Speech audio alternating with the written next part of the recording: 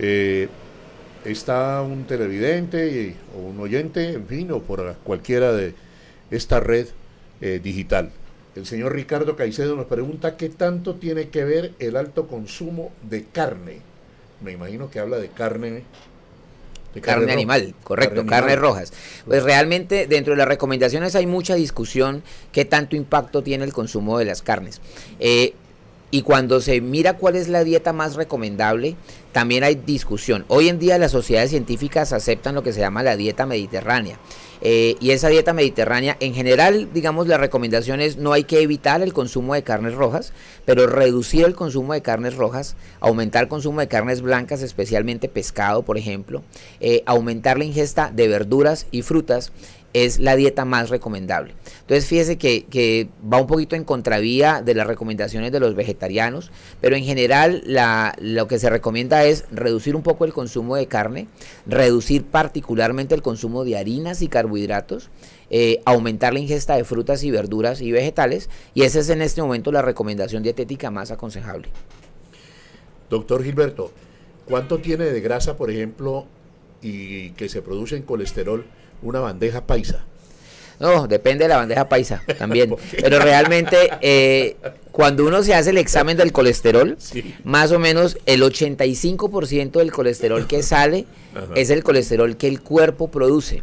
Solo un 15% es el que uno ingiere adicionalmente. Entonces, obviamente, si una persona sufre de colesterol alto, pues cuidarse en la dieta ayuda de manera importante a controlar esos niveles, pero el 85% no es el que tú te comes, el 85% es el que el hígado produce, y eso hace que, sobre todo cuando los niveles de colesterol son muy altos, es muy difícil solamente a punta de dieta lograr un control adecuado del colesterol. Entonces se requieren medicamentos que disminuyen la producción del colesterol a nivel del hígado, y esos son los medicamentos que ayudan a que se normalicen los niveles de colesterol. Doctor Gilberto, un momentico, a ver, entonces bioquímicamente uno ya tiene el 85 asegurado. Sí, hay personas que tienen también algo similar a lo que ocurre con la hipertensión arterial. Hay personas que tienen más tendencia a producir colesterol que otros. La producción de colesterol tiene un componente hereditario y un componente genético también. Entonces hay personas que tienen más tendencia que otras, así como hay personas que sudan más que otras, por ejemplo. Hay personas que nacen con la capacidad de producir mucho más colesterol que otras personas. Hay mutaciones, o sea, ya enfermedades de la parte genética, donde esas personas nacen desde muy niños, empiezan a tener niveles muy elevados de colesterol, y son personas que a los 15 o 20 años pueden sufrir de infartos, por ejemplo. Afortunadamente esas enfermedades, esas mutaciones son muy raras, pero existen. Y nosotros tenemos la responsabilidad de detectar esos pacientes que tienen problemas familiares de alteración del colesterol.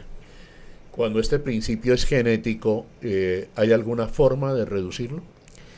Hay medicamentos que nos ayudan, los mismos medicamentos que hablábamos ahorita, que son las estatinas, son los medicamentos hasta el momento más ampliamente utilizados para el control del colesterol.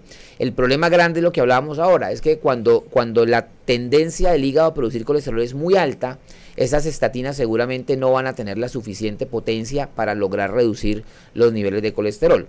Hoy en día tenemos nuevos medicamentos que ya llegaron este año al país, que son unos medicamentos inyectables que permiten por primera vez, por un mecanismo diferente, reducir de manera muy significativa los niveles de colesterol. Eureka, ¿cómo así, doctor? ¿Todo eso sería de cuarta generación o cómo se le llama? Son medicamentos muy específicos que tienen solamente un inconveniente, y es su altísimo costo. Entonces son medicamentos que ya están aprobados, ya están en Colombia, tenemos 2 medicamentos de esa clase, pero digamos que toca seleccionar muy bien cuál es el paciente al que uno le va a administrar una terapia de eso, porque es una terapia que estamos hablando de cerca de 1,5 millones de pesos mensuales.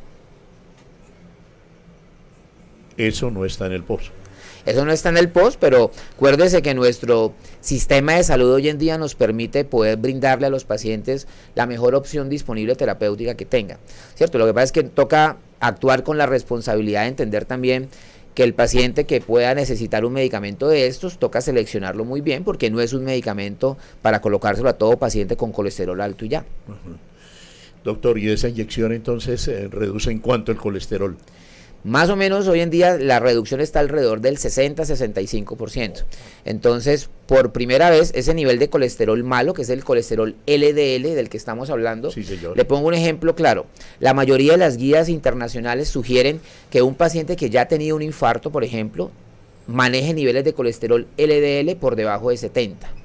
En nuestro país, solamente cerca de un 40, máximo un 45% de los pacientes que se han infartado logran tener esas metas de colesterol LDL por debajo de 70. Entonces, en ese grupo de pacientes estos medicamentos pueden ser muy interesantes. Doctor Gilberto Castillo, nuestro invitado hoy a Corazón Pacífico, Desarrollo Humano y a IR Alianza Internacional de Radio. Hemos hablado de hipertensión, colesterol, todo en el marco de este eje que lo hemos llamado, y así llamado la atención, mortalidad mayor por el corazón que por las balas, ya en Colombia. Es decir, como equiparándonos ya a las civilizaciones occidentales, como bien lo dijo el doctor Castillo. Ya regresamos.